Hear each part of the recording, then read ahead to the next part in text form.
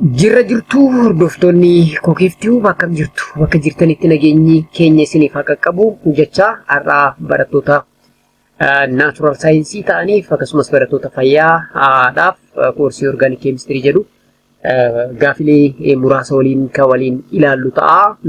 Akkuma beekamu yeroo dheeraadhaaf koorsiilee biizines maaneejimenti fi biizines administreeshin warroota ta'aniif barattootaaf egzit egzaamii hojjechaa turre. Egaa barattoonni baay'een qorumsa isaanii guyyaa har'a akka qoraman beekna. Kanaaf barattoota barana qoraman hundaaf carraa gaarii hawwina. Amma immoo barattoota faarmaasiidhaaf baratan akkasumas barattoota meedisinii, barattoota keemistirii, barattoota baayoloojii. Koorsiin kun dipaartimentii hedduu biratti koorsii fi miidii egzaamii irratti fakkeenyaaf miidii egzaamiin chaaptarii tokkoffaa hanga sadaffaa osoo ta'ee gaafileen akkamii gaafatamuu danda'u kan jedhu gaafilee tokko tokko hojjechuufiin har'a kan dhufe. Kanaaf warroonni chaanaalii kanaaf haaraa taatan chaanaalicha sabskiraayib godhaa. Viidiyoochi immoo namoota hedduu bira qaqqabu laayik godhaa.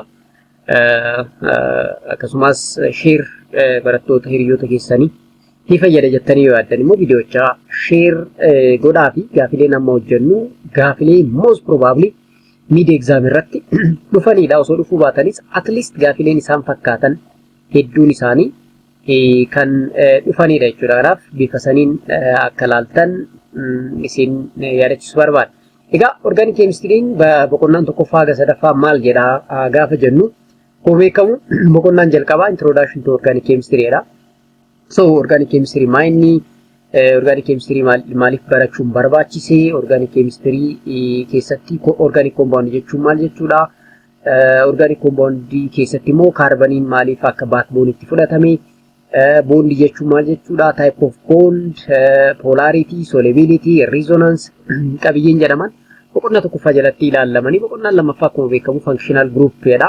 So functional group jalatti generally aromatic and carbonyl jennee bakka sadiitti qoodna. Aliphatic warroonni jedhaman alkane, alkene, alkyne plus cycloalkane and cycloalkene dha. Aromatic warroonni jedhaman benzene ring including phenol fa'aadha. Akkasumas warroonni carbonyl jedhaman immoo carboxylic acid and the derivative of carboxylic acid like ester, amine, amide, amine osoo hin taane amide, acid anhydride, aldehyde, ketones warroonni jedhaman baay'een isaanii carbonyl carbon warroota carbon O double bond qabanidha. Kanaaf boqonnaalee sadan kana keessatti gaafilee akkamiitu dhufuu danda'a kan jedhu ilaalla jechuudha. So itemiin inni jalqabaa dhugaa sobaa. So say true or false item jedha. So gaafiin tokkoffaan maal jedha? Learning organic chemistry is not important for environmental health student jedha. So organic chemistry barachuun barattoota environmental health science warroota barataniif hin fayyadu jedha. Egaa amma gaafii kana deebisuudhaaf dura organic chemistry departmentii kamiif fayyada?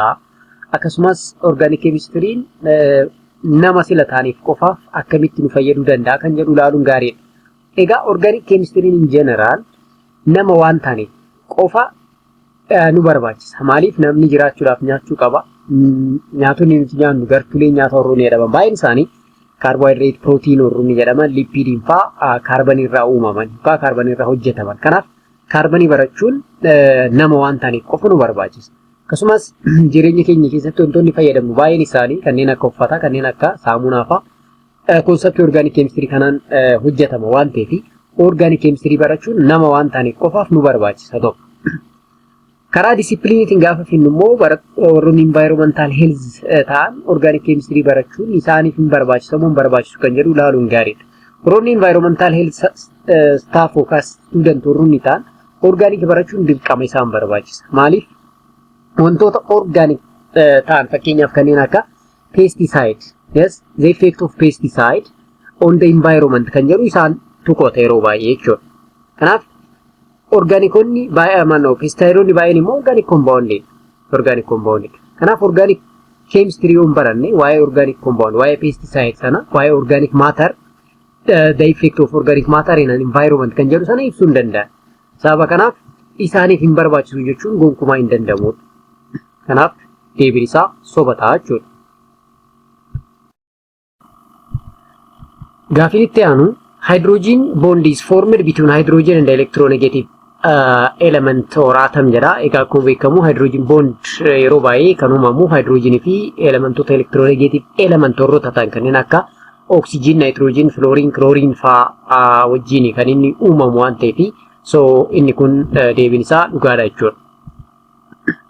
Gaafni itti aanu meso compound and achiral compound have a plane of symmetry jedha. Egaa compound jennuuni yoo plane of symmetry qabaatedha tokko.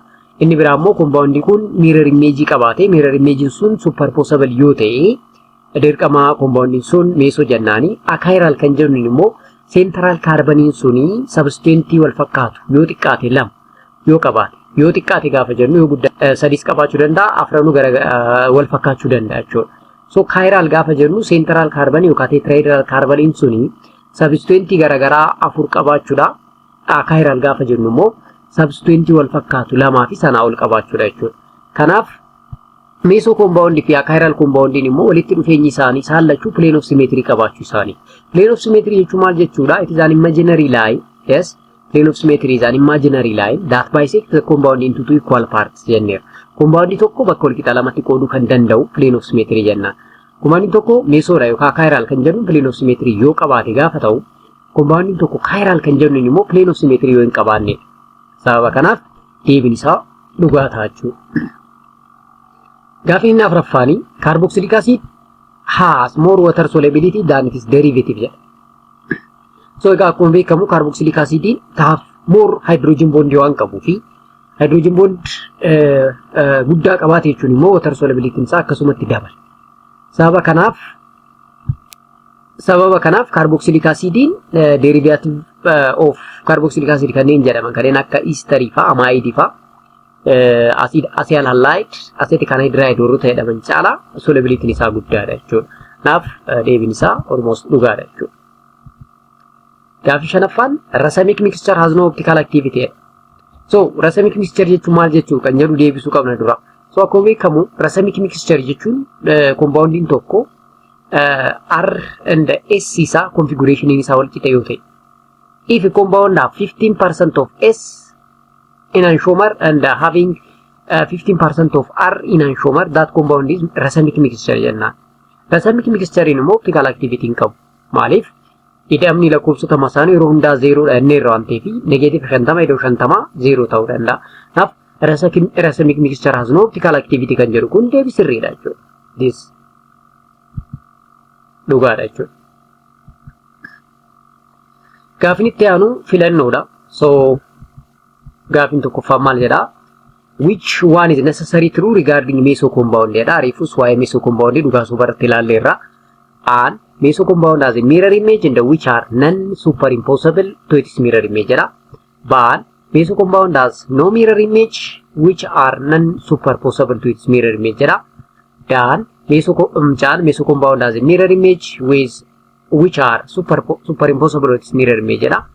Dan meso compound has a mirror image which are superimposable to its mirror image jedha. No mirror image and superposable jedha. Egaa maal jenneerra stereoisomeriin bakka lamatti qoodama more of jenneerra enantiomer and diastereomer. Enantiomer gaafa jennu compounding tokko mirror image qaba garuu mirror image sun superposable miti. Diastereomer gaafa jennu compounding tokko mirror image sin qabu mirror image sun superposable miti.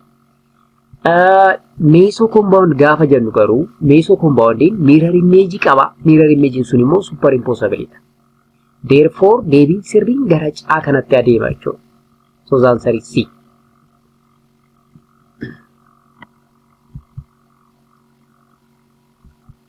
Gaafin lammaffaan covalent bond formed between two atoms with bonding electron concentrated directly between the atomic nuclei is called sigma bond, pi bond, ionic bond, covalent bond. A covalent bond jedheera durumaayi formed between two atoms with the bonding electron concentrated directly between the two atomic nuclei. Kanaaf ionic bond, covalent bond kan jedhu kun sirrii miti. Deebiin keenya sigma bond yookaan pi bond. Akkuma beekamu sigma bondiin hiidoon overlaapidhaan uumamaa jenneerra. Pi bondiin immoo parallel or sideway overlaapidha. Inni kun concentrated directly between the two atomic nuclei jechuun hiidoon overlap jechaa jira jechuudha. idoon overlap ta'e jechuun immoo yeroo hundaa deebiin keenya gara sigma bond itti adeema jechuudha. Gara sigma bond itti adeema. Gaafni itti aanu which one is more polar jedha. A ethanol, B water, butane, butanol jedha. So compound tokko polar kan jennuun hydrogen bondii cimaa yoo qabaate jenneerra ethanoliin polaridha, wateriinis polaridha, butane non polaridha, alkeenidha waan ta'eef butanoon somewhat polaridha, somewhat kan alkeenii buteenii caalaa hin wayya kuni garuu more polar kan ta'e as keessaa ethanol fi waterirraa filanna. Bishaan fi alkoolii gaafa waliin dorgomsifnu bishaan is more polaridha. More polaridha. So water is more polar than that of alcohol or ethanol ta'uu danda'a sila ta'eefi deebiin keenya more of gara bishaan itti deema jechuudha. Gaafin itti aanu which one is not the derivative of carboxylic acid jedha. Yes, which of the following is not the derivative of carboxylic acid? A. Amine, B. Amide, C. Ester, D. Acyl chloride jedha. So filannoowwan kennaman keessaa acid derivative or carboxylic acid derivative ta'uu kan hin dandeenye kamiidha. Egaa carboxylic acid derivative kanneen jedhaman keessa inni jalqabaa esteridha, inni lammaffaan amideidha, inni sadaffaan acyl chlorideidha, inni afuraffaan acetic anhydrideidha jechaa deema. Inni amine jennuun kuni it is nitrogen containing compoundidha malee carboxylic acid derivative ta'uu hin danda'u. Therefore our answer is A. Gaafin itti aanu which aliphatic hydrocarbon have weak bond in its structure jedha. Aliphatic jennaan amma alkeen, alkiinii fi alkaayinii sadeen kana keessa ilaalla jechuudha. Aan propane jedha, baan penteen jedha, caan buttiin jedha, daan immoo butanol jedha. Amma butanol deebiin ta'u maaliif we are speaking about aliphatic hydrocarbon. Aliphatic hydrocarbonii keessaa weak bond kan qabu multiple bond warroota ta'anidha. Sigma bondi fi pi bondi keessa dorgomsifna warroonni pi bondi qaban weak bondi warroota qabanidha. Pi bondi warroonni qaban immoo double bondi fi triple bondidha. Kana jechuun butiinii fa'aadha. Propane and pentane kuni they are strong bondi qabu. Maaliif sigma bondi waan ta'aniif jechuudha. Butiiniin garuu pi bondi qaba waan ta'eef pi bondi immoo somewhat weaker than sigma bondi jenneerra waan ta'eef the answer is what? C ta'a jechuudha. C ta'a jechuudha. Gaafin itti aanu two or more loose structure having the same placement of atom but different arrangement of electron is known as hybridization, resonance, organic compound, catenation. Two or more loose structure having the same placement of an atom but different arrangement of electron, especially lone pair electron, is known as hybridization, resonance, organic compound, catenation jedha. So akkuma sindroo dubbachuuf yaalle two or more loose structure having the same placement of an atom yoo ta'e fi movement of electron or double bond kan qabaatu yoo ta'e dirqama resonance jennaan jenneerra. Resonance jenneerra waan ta'eef the answer is B. Gaafin itti aanu which one is false jedha. Which one is false? A. Compounds dissolved in solvent having similar kind of intermolecular force. Baan polar compound dissolved in non-polar jedha. Caan non-polar compound dissolved readily in non-polar or weakly polar jedha. Daan immoo highly polar compound dissolved readily in low polar solvent jedha. Sirriitti ilaalaa. Asin dura chapter 1 gaafa barannu waa'ee solubility ilaalleerra. Solubility irratti immoo maal jenne like dissolve like principle. Polariin polarii keessatti, non-polariin immoo non-polarii keessatti jechuudha. Egaa ammaal jedha compound dissolve in solvent having similar kind of intermolecular force jedha eeyyiin kun sirriidha. Like dissolve like principle sana nutti ibsa kun.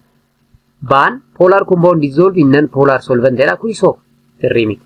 Polariin polarii keessatti, non-polariin immoo non-polarii keessatti ta'uu qaba. Caan non-polar compound dissolve readily in non-polar jedha kuni dhugaadha. Amma tokkoffaan dhugaadha, baan soba, caan immoo dhugaadha, daalaalla. Highly polar compound dissolve readily in low polar solvent jedha. Inni kunis sirrii miti. Highly polar compound dissolving in highly polar solvent ta'uu qaba. Kanaaf deebiin keenya baa fi daa ta'a jechuudha. Baa fi daan soba. Asitti daa jedha, sin sirreeffadhaa, baanis sirrii miti. Because polar compound dissolve in polar ta'uu qaba malee polar dissolve in non-polar ta'uu hin qabu jechuudha. So the answer is not only D, it is also B. Baanis sirriidha jechuudha. Typing error'idha kana sirreeffadhaa isin. Saddeettaffaa compound that belong to the same functional groups which show difference in point of attachment to the functional group is called A. Position isomer, B. Functional isomerism, C. Chain or skeletal isomerism, D. Ring or chain isomerism. Compound that belong to the same functional group. Functional group wal fakkaatu keessatti argamu garuu which show difference in the point of attachment of the functional group. Functional group sun attachment ida garaagarummaan isaa jechuudha. N position isomer jedha, ban functional isomerism jedha, chaan immoo chain or skeletal isomerism jedha, dan ring chain isomerism jedha. Position ita jechuudha. Maali the same functional group jedheera waan ta'eef deebiin keenya gara maalitti deema? The so called positional isomer ita jechuudha. Positional isomer ita asirratti sirreeffachuu barbaadeetiin. Karee fulaalle kunis only D osoo hin taane B and D ta'a jechuudha. B and D ta'a. So you have to have like this. Maaliif like resolve like principle sun polar in polar, non polar in non polar jedha waan ta'eef jechuudha.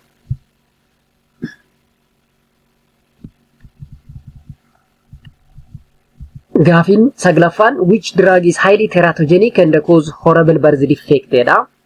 Egaa stereochemistry rakkoon isaa inni guddaani mixture ta'e taanaanii separate gochuun inanshomarii dhiibbaa guddaa qaba jenneerra.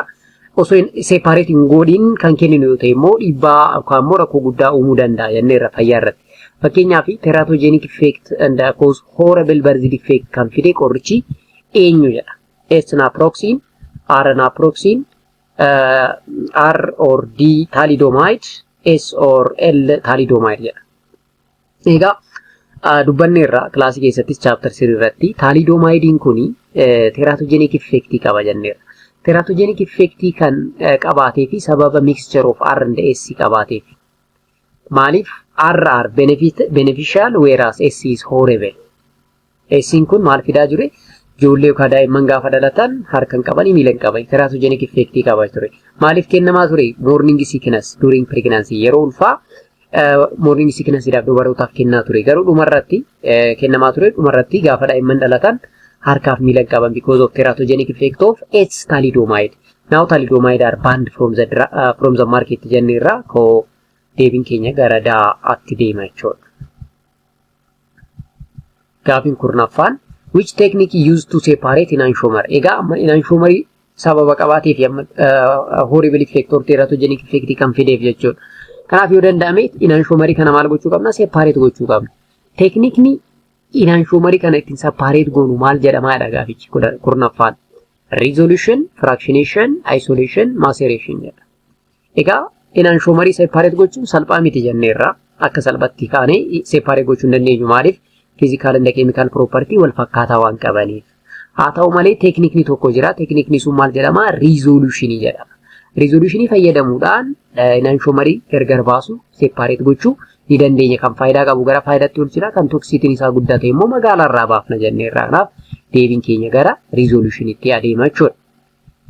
Gaafin itti aanu a device used to know whether the compound have R or D or S or L configuration is called a device or an instrument nu gaafate meeshaan nuti compoundin tokko R immoo S dha, D immoo L kan jennuuni right to the left, dextrorotatory immoo levorotatory dha kan jennuuni meeshaan nuti itti fayyadamnu eenyudha? An refractometry jedha, ban polarimetry jedha, chaan melting point apparatus jedha, daan immoo viscometry jedha. Kanaaf meeshaan nuti compoundii tokko configuration isaa yookaan optical activity isaa ittiin measure gochuudhaaf fayyadamnu polarimetry jedhama jennee laalleerra chapter 3 irratti. Kanaaf the answer must be polarimetry ta'a jechuudha. Gaafin itti aanu discussion question dha. So discussion questionin maal jedha gaafin tokkoffaani? Designate the following compound as Z or E jedha. Amma Z gaafa jennu zusamine or together jenneerra. E gaafa jennu immoo intangible German termidha jenneerra opposite jechuudha. Kanaaf compounding kenname asii kunis nu kennameera kunis nu kennameera. E dha moo Z dha? Fakkeenyaaf kanaan Z jenneerra kanaan immoo E jenneerra. Akkamitti kanaan Z jenne kanaan immoo I jechuu dandeenya kan jedhu kana sirriitti ilaaluun gaarii yeroo baay'ee qorumsa irratti illee barreessa irratti gaafiin dhufu gaafii akkanaa. Kanaaf compound kuni E dhamoo Z jechuudhaaf dura maal gochuu qabna double bond durumaa'u E or Z jechuudhaaf compound kun double bond qabaachuu qaba. Double bond kaarbanii lamaan jidduu jiraachuu qaba bifa kana. Kanaaf compound kun double bond qaba kunis double bond qaba kanaaf E or Z jechuun ni danda'a. Akkamitti garuu? So stepin jalqabaa kaarbanii lamaan double bond qaban sana sirriitti ilaalaatu substituent gara olii jiranii fi gara gadii jiran kana compare gootu jechuudha. Akkaataa atomic number isaaniitiin dorgomsiisuudhaan priority kenninaaf jechuudha. Fakkeenyaaf asitti CH3 tu jira, asitti immoo CH2 CH3 tu jira, ethyl asitti methyl.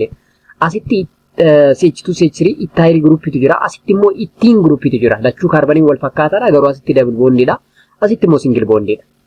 Kanaaf amma isa kanaan Z jechuudhaaf dura maal goona kaarbanii kanarra dhaabbanne, yes kaarbanii kanarra dhaabbanne substituent lamaan kana akkaataa atomic number'idhaan wal dorgomsiifna jechuudha. So yeroo sana kaarbaniin tuni kaarbaniin asitti jirtu tun kaarbanii as jirtu wajjin atomic number'iin isaanii 12 sila ta'e lachuu wal qixa. Asitti hydrogenii 3 qabna kaarbanii kanarratti garuu hydrogenii 2 qaba. Hydrogeniin lamaan as qabnuu fi hydrogeniin takkittiin as qabnu wal qixa. Garuu asitti hydrogeniin tokko nu hafte. Hydrogeniin takkittiin asitti nu hafte dorgommiin ishii kaarbanii lammaffaa irratti wajjin jechuudha. Hydrogenii atomic number'iin isaa tokko asitti immoo kaarbaniin atomic number'iin isaa 12 waan ta'eef gaafa wal dorgomsiifnu generally isheen CH3 jenneen kuni low atomic number qabdi low jenna jechuudha ishee kana. Ishee kanaan low jenne ishee kanaan high jenna jechuudha. High in terms of what atomic number. Kanaaf isa kanaan high isa kanaan low jenna. Amma immoo gara lammaffaa kanatti deemna. So ወደዚህኛው ካርበን እንምጣ እዚህኛው ካርበን ስንመጣ yes ካርበኒ ከነረቲ jechuudha.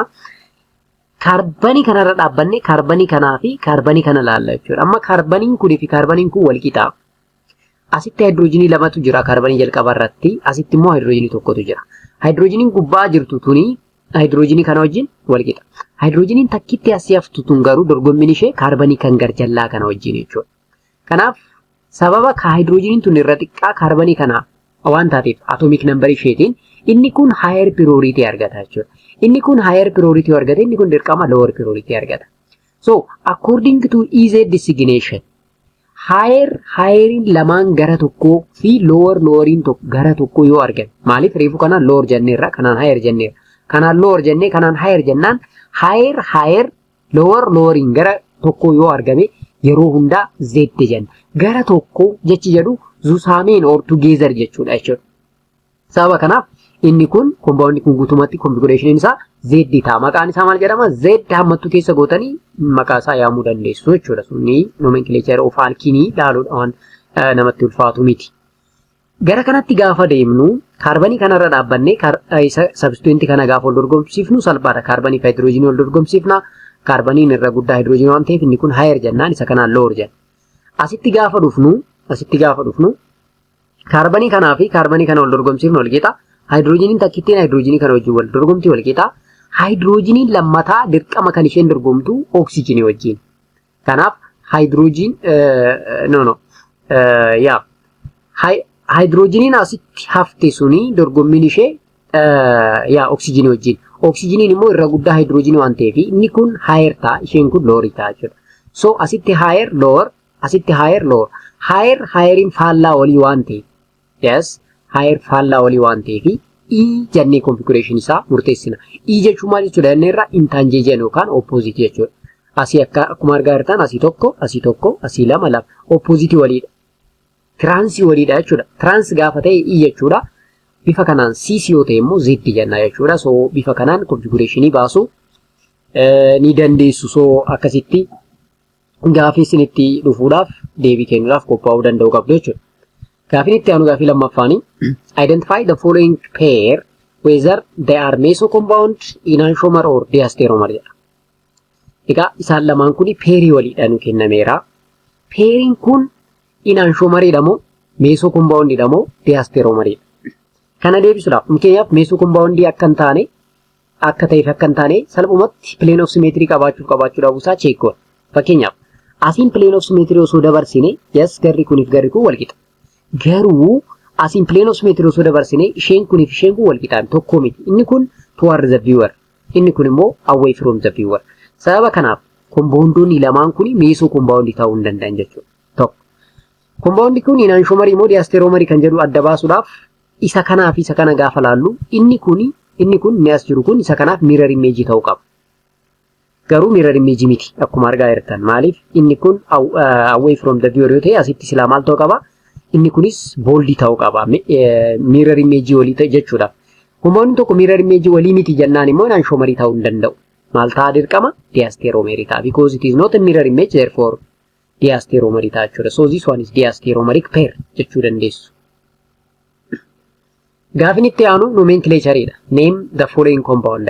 Amma gara chapter 2tti gadi deebineerra jechuudha. Inni kun simple alkeneidha akkuma argaa jirtan CH3, CH2, CH, asin CH3 jira, CH, CH3 jira garooli, CH2, CH, CH2, CH3, CH2, CH3. Kanaaf maqaan compound kanaa eenyu jedha. Amma compound kana maqaa isaa moggaasuudhaaf dura maal goona? Stepota 4 follow goona. Inni jalqabaa longest chain adda baasudha. Longest chain akkamitti adda baafna? Kaarbanii lakkaa'uudha waan biraan qabu. Tokko, lama, sadii, afur, shan, ja'a, torba, saddeet. Kallattii yoo deemne 8 arganna. Asii kaan immoo tokko, lama, sadii, afur, shan, ja'a, torba, 8. Asiis kaan akkatti yoo deemne 8 arganna. Asiis kaan akkatti ol yoo deemne 8 tokko, lama, sadii, afur, shan, ja'a, torba, 8. So karaa kamiin yoo deemne 8dha. So family name isaa beekneerra. Octaneidha jechuudha family name isaa. So amma family isaa octane yoo ta'e stepin lammaffaa substituent isaa laalla. Substituent isaa gaafa laallu asitti CH3 jira, asitti CH3 jira, asimmoo CH2 CH3 jira. Inni kun ethyleidha, inni kun methylidha. Amma substituent kan inni yaamuudhaaf daandii gabaabaa substituent ittiin dafnee argannu barbaanna. As yoo kaane tokko, lama, sadaffaarratti maal arganna? Substituent arganna. Akkasumas afuraffaarratti substituent arganna. 3, 4, 7. As yoo kaane tokko, lama, sadii, afur, shan. 3, 5, 8. 8 immoo irra guddaa 7dha waan ta'eef daandii gabaabaa jechuun asii kaanee garana deemuu qabna jechuudha. Asii kaanee garana gaafa deemnu tokko, lama, sadaffaarratti methayilii qabna, afuraffaarrattis methayilii qabna. Dirqama 3, 4 dimethyl maaliif lama yoo ta'e dimethyl jenna waan ta'eef 3, 4 dimethyl jenneerra asii jaffaarratti gaafa deemnu ethyl arganna. Ethyl fi methyl immoo alphabetically arrange gaafa goonu ethyl dursa. Kanaaf ethyl dursa argata jechuudha. Meeqaffaarratti? Jaffaarratti. Lakkoofsaa fi qubee maaliin adda baafna? Hyphen. Kanaaf 6 hyphen ethyl hyphen 3,4. 3,4 jechuun isa kanaa fi isa kana jechuudha. Dimethyl octane ta'a jechuudha. So maqaan isaa bifa kanaan yaamamaa jechuudha. Inni kun alkeeniidha. Isheen kun immoo alkooliidha. Maaliif OH qabdi waan ta'eef? Salphumatti asii kaanee gaafa deemnu tokko, lama, sadii, afur. Kaarbanii 4 qaba. Kaarbanii 4 jechuun butteenidha. Garuu asii kaanee tokko lammaffaarratti maal qabna? OH qabna. Kanaaf 2 butanol jenna jechuudha. 2 butanol is the name of this compound. Ishee kanatti gaafa deemnu asii kaa'uu hin dandeenyu. Maaliif alkoolii kanarraa kaana? Asii gaafa kaanu tokko, lama, sadii, afur, shan. Asii kaanee tokko, lama, sadii, afur. Kanaaf daandiin dheeraan kaarbanii 5 kana jechuudha. Penteenidha jechuudha. Penteen. Garuu kaarbanii jalqabarratti maal qabna? OH qaba. Kaarbanii lammaffaarratti immoo ethylii qabna. Ethyliin kun substituentedha. Therefore 2 ethyl 1 pentanol jenna jechuudha maqaa isaa gaafa yaamnu. 2 ethyl 1 pentanol waaniin kun maal nutti hima? OH'n kun kaarbanii jalqaba tokkoffaarratti hidhamee jira kan jedhu ergaa akkasii nu dabarsa waan ta'eef 2 ethyl 1 pentanol jenna jechuudha. So maqaan isaa bifa sanaan yaamama. Inni kun alkooliidha. Isheen kun immoo alkiinidha. Double bond jechuudha. As yoo kaane tokko, lama, sadii, afur, shan, ja'a, torba. Garanas deemi torba. Asis ka'e torba. Kanaaf torba jechuun immoo hepteenidha. Double bondiin garuu asis jira, asis jira. Kanaaf double bondii lama qabna. Double bondii lama gaafa qabaanne heptaa da'iin jenna jechuudha. Da'iiniin maal nu agarsiisa? Double bondii lama qabaachuu keenya. Kanaaf heptaa da'iin kan jedhu kun family nameidha. Samboodhaanii substituent isaa laalla. Asii yoo kaane tokko lammaffaarratti methylii qabna. 3, 4, 5, 6. Ammas jaffaarratti methylii qabna. Kanaaf 2,6 dimethyl jenna jechuudha. Methylii lama wal qabnuuf. 2,5 heptadiene. 2,5 maal nutti hima? Iddoo double bondii nutti hima. Double bondiin tokko lama kaarbanii lammaffaa fi kaarbanii shanaffaa irratti double bond qabna jechuudha. Therefore 2,6 dimethyl 2,5 heptadiene kan jedhu maqaa compound kanaa ta'a jechuudha. Maqaa compound kanaa ta'a jechuudha. So you have to see such type of question gaafii akkana sirriitti ilaaluudhaaf yaala. Gaafiin as jiru kun immoo OH qaba benzene ringidha asitti immoo ethylidha. Kanaaf compoundin kun phenolidha jechuudha gabaabumatti. Therefore phenol yoo ta'e immoo asii kana OH kanarra kaanee garana deemna. Kaarbanii lammaffaa irratti maal qabna? Ethyl qabna. Therefore 2-ethyl phenol jechuu dandeenya. Yookaan immoo monosubstituted or disubstituted phenolidha waan ta'eefi asii kaanee kuni ortodha. Maaliif lammaffaa jechuun ortodha. So ortho ethyl jechuu dandeenya. Ortho ethyl phenol jennee yaamuu dandeenya. Lama jechuun ortho sila ta'eef, sadi jechuun meettaadha, afur jechuun immoo paaraadha. Jenneerra waan ta'eef asin dura. So ortho ethyl phenol jechuu dandeenya jechuudha. So gaafileen kunniin boqonnaa tokkoffaa aga sadaffaa irratti gaafilee exam irratti dhufuu danda'an probably gaafileen akkana yeroo baay'ee happen ta'u waan ta'eef isinis suuta jettanii gaafilee amma hojjenne kana irra deebitanii ilaaltanii gaafii akkanaa kan biraa hojjechuudhaan of ga'umsuu akka dandeessan abdiin qaba. Warroonni viidiyoo kana like hin goone viidiyoocha like godhaa, chaanalicha subscribe warri hin goone chaanalicha subscribe godhaa. Akkasumas hiriyoota keessaniif viidiyoo kana share godhaa.